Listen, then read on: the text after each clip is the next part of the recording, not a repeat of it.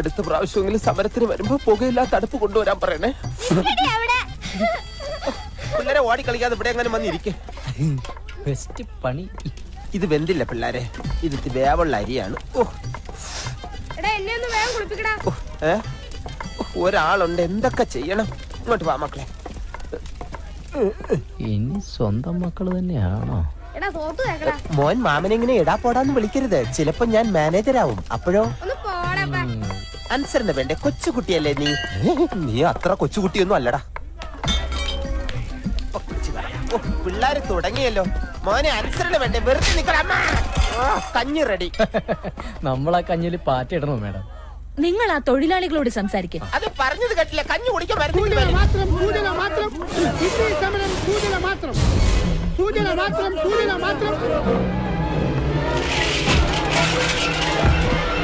എന്തു പറ്റി? ഒന്നുമില്ല. അതെ, ഞാൻ അവരോട് സംസാരിച്ച ശരിയാവില്ല. എങ്കിൽ കോൺട്രാക്ടറോട് സംസാരിക്കാം. വണ്ടി എടുക്കും. അല്ല, പണി കിട്ടും. സമരക്കാരുടെ ശ്രദ്ധയ്ക്ക് ഈ കുഞ്ഞിനെ കൂടെ കുളിപ്പിച്ചു കഴിഞ്ഞാൽ ഉടനെ കഞ്ഞി വിളമ്പുന്നതായിരിക്കും. അടങ്ങി നെല്ലി മോനെ. ഇറങ്ങണം മാനേജർ. അതാണ് പരുക്ക് പറ്റിയ ആൾക്ക് 5 പൈസ കൊടുക്കില്ലെന്ന് പറയുന്ന കോൺട്രാക്ടർ.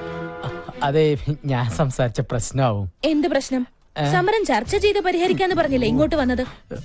ഞാൻ അയാളെ ഇങ്ങോട്ട് പറഞ്ഞു വിടാം. അതെ, ഞാൻ സത്യം പറയാം. പോയോ?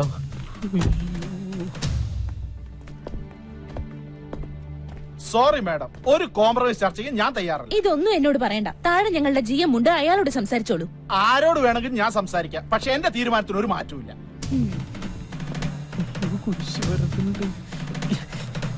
അപ്പം പറഞ്ഞതങ്ങനെ കേട്ടാ മതി.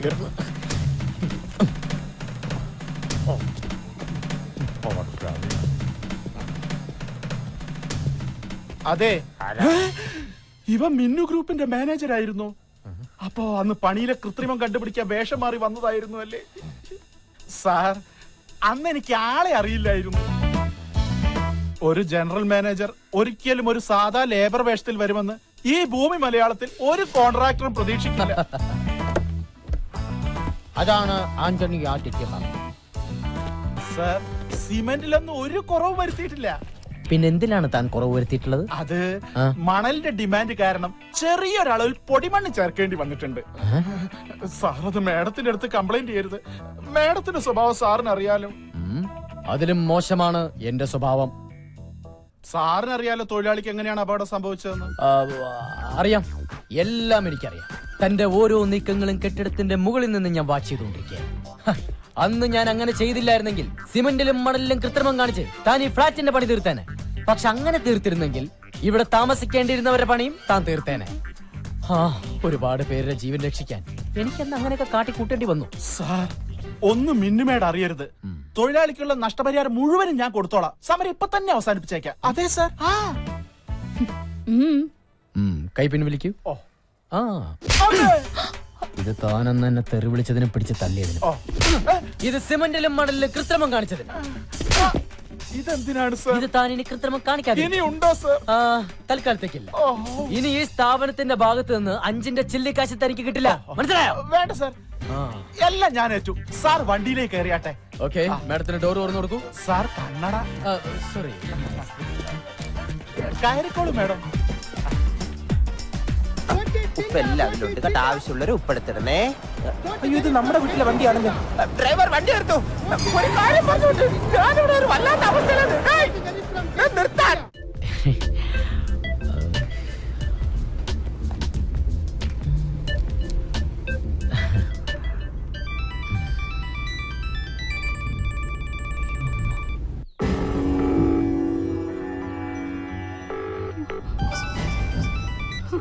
അവൻ ഫോൺ എടുക്കുന്നില്ല. എന്താ ഫോൺ എടുക്കാത്തെന്ന് ചോദിക്കേ. അവനെന്തുവാ പറഞ്ഞേ? ഫോൺ റിങ് ചെയ്യുന്നുണ്ട്, പക്ഷെ ആദ്യം ഫോൺ എടുക്കുന്നില്ല. അപ്പോ നമ്മൾ ഊഹിച്ചത് ശരിയാ. ഇപ്പോ സംസാരിക്കാൻ പോലും ശേഷി ഉണ്ടാവില്ല. സ്കാനിംഗ് റിപ്പോർട്ട് വാങ്ങിച്ച് ഡോക്ടറെ കാണാൻ വന്നപ്പോഴാ ഞങ്ങൾ കണ്ടത്. എന്തായാലും ഒരാൾ വെറുതെ വന്ന് സ്കാൻ ചെയ്യില്ല. അന്വേഷിച്ചപ്പോ ഓൾ ബോഡി സ്കാനിങ്ങാ. അയ്യോ, ലക്ഷ്മിയെ കരയിപ്പിക്കാൻ വേണ്ടി പറഞ്ഞതല്ല. അറിഞ്ഞപ്പോ പറയാതിരിക്കാൻ കഴിയില്ല. അതുകൊണ്ടാ ഹോസ്പിറ്റലിൽ നിന്ന് ഡിസ്ചാർജ് ചെയ്തപ്പോൾ നേരെ ഇങ്ങോട്ട് പോകുന്നത്. ഇനിയിപ്പോ എന്താ വേണ്ടതെന്ന് വെച്ചാൽ ആലോചിച്ച് തീരുമാനിക്കുക.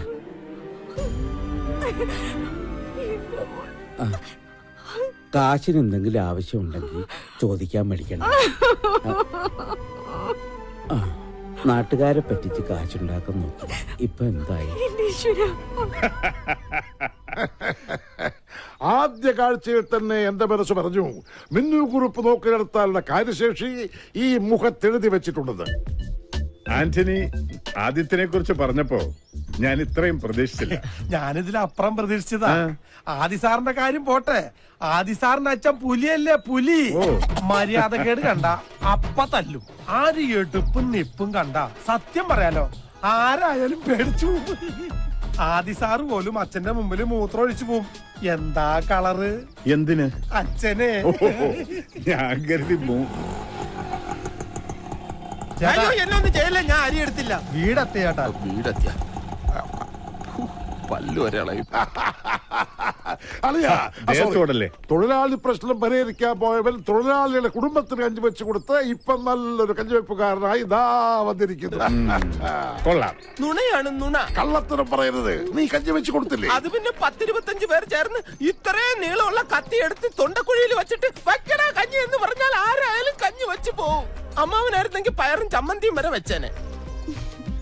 കഞ്ഞി നീ ഏതായാലും വെച്ച് കൊടുത്തില്ലേ? ഇനി നീ ആ ജോലി തന്നെ ഞങ്ങൾ ചെയ്തോടാ. സർ, ഞാനൊന്ന് ഓഫീസിലേക്ക്. ഡ്രൈവർ, വണ്ടിയെട്. പാൻസദ്യടാ. ഈ പാൻഡൊക്കെ എന്നാ അമ്മാവ ഉണ്ടായത്? ഇതൊക്കെ ഒരു അന്ധവിശ്വാസമാണെന്ന് എനിക്കിപ്പോ മനസ്സിലായി. അപ്പൻ ചില സമയത്ത് തെലുങ്ക് നടന്മാരെ പോലെ ഭയങ്കര ഓവർ. നിന്റെ അല്ലടാ അപ്പൻ, അത്രയ്ക്കൊക്കെ പ്രതീക്ഷിച്ചാ മതി. ദൈവം നമ്മുടെ കൂടെയാ, അല്ലെങ്കിൽ ആ കോൺട്രാക്ടറുടെ മുന്നിൽ എല്ലാം പൊളിഞ്ഞു പോയേനെ. ദൈവത്തിന് നമ്മുടെ കാര്യം ശ്രദ്ധിക്കാതിരിക്കാൻ പറ്റില്ലല്ലോ. കാരണം അവിടെ ഒരുത്തി നമ്മുടെ കാര്യവും പറഞ്ഞ് രാവും പകലും ദൈവത്തിന് ഉറക്കം കൊടുക്കാതെ വിളിച്ചുകൊണ്ടിരിക്കല്ലേ. നീ വണ്ടി കയറി. എന്റെ അമ്മ. എന്താപ്പാ? നിന്റെ അമ്മ. എന്റെ അമ്മ.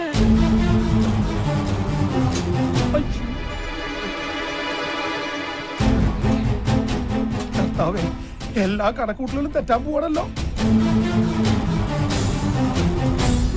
മോനെ, നിനക്ക് എന്താ പറ്റിയത്? അമ്മ, നമ്മുടെ മോൻ എന്താ അസുഖം? എനിക്കൊരു അസുഖമില്ല. ലക്ഷ്മി, നീ എന്തിനാ ഇങ്ങോട്ട് വന്നേ? അച്ഛനും മോനും കൂടി ഇനി എന്റെ മുമ്പിൽ ഒന്നും ഒളിച്ചു വെക്കണ്ട. എല്ലാം ചെറിയച്ഛൻ പറഞ്ഞു. അയ്യോ, ചെറിയച്ഛൻ കണ്ടു എന്നുള്ളത് ശരിയാ, പക്ഷെ എനിക്കൊരു അസുഖമില്ല. എല്ലാം ഇവിടെ പിടിച്ചേക്കാൻ വേണ്ടിയാ. അപ്പൊ ഒന്ന് പറ. ലക്ഷ്മി, എല്ലാ കാര്യങ്ങളും വിശദമായിട്ട് പറയാം. ഇപ്പൊ തൽക്കാലം നിങ്ങൾ പോ.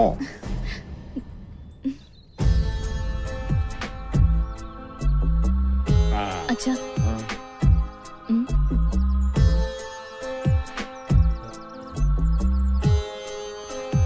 ആന്റണി, അതാരാ? അത് സാറേ, ഇവിടെ അടുക്കള ജോലിക്ക് ആളെ വേണമെന്ന് ചോദിക്കാൻ വന്നതാ.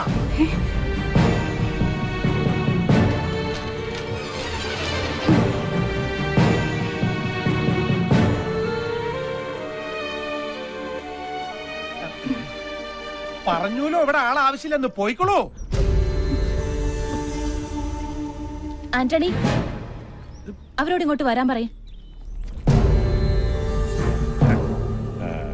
ഇങ്ങോട്ട് വന്നോളൂ. മാഡത്തിന്റെ അടുത്തേക്ക് ചെല്ലാൻ. ചെന്നോളൂ.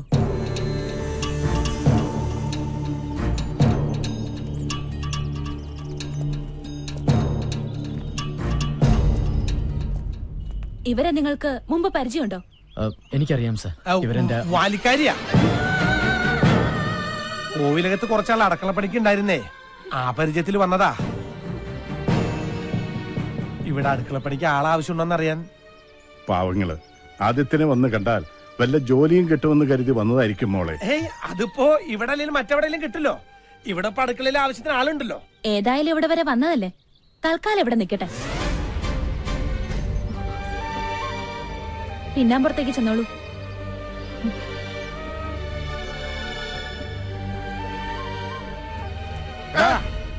ഈ ജന്തു ഏതാ? അത് ഇവരൊരു ബന്ധുവാ. അല്ല, എന്റെ മോന. എനിക്കിപ്പോ ഈ ഭൂമിയിൽ ഇവൻ മാത്രമേ ഉള്ളൂ.